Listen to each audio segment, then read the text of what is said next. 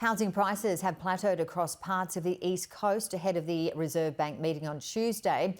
The latest data from PropTrack shows Sydney and Melbourne markets clawing back losses on residential prices in the first quarter of the year. The harbour cities saw a turnaround of 0.27%, followed by the Victorian capital on 0.12%. Two-thirds of economists are forecasting another rate rise this week before declining sometime in the second half of the year. And joining me live is REA Group economist Flaherty. And good morning. So whereby demand is exceeding supply and renters and moving further out, we've certainly got affordability bites in all markets, really. Yeah, that's right. We're continuing to see certain suburbs see very high levels of buyer demand. In some suburbs around Australia, we're seeing in excess of 300 potential buyers for every property that becomes available. And what are we actually seeing in the markets that have the biggest, perhaps, mismatch between supply and demand?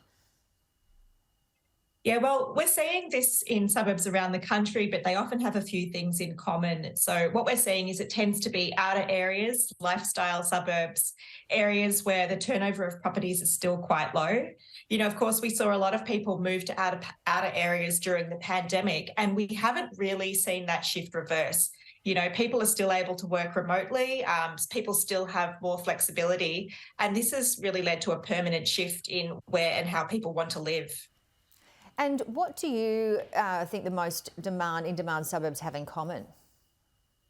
Well, I think that it comes down to that lifestyle aspect. So when we look at the most in-demand suburbs around the country, a lot of them are in very leafy areas or, close by the water. So, for example, Kangaroo Ground and Upper Sturt. So Upper Sturt's in Adelaide, Kangaroo Ground in Melbourne.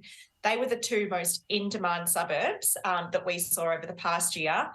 Both of those are really beautiful lifestyle areas. But in those suburbs, we were seeing 500 prospective buyers for every property that became available for sale.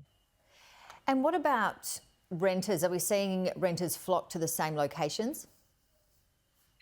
When it comes to people looking to rent houses, we're seeing exactly the same locations pop up. When it comes to unit rentals, we're seeing a bit of a different trend. So, historically, we would have seen more demand for rentals closer into the city, but with rents having increased so much, we're now really seeing a lot more demand in your middle ring suburbs. So areas that are more affordable are getting more traffic, are seeing more prospective tenants for properties that become available.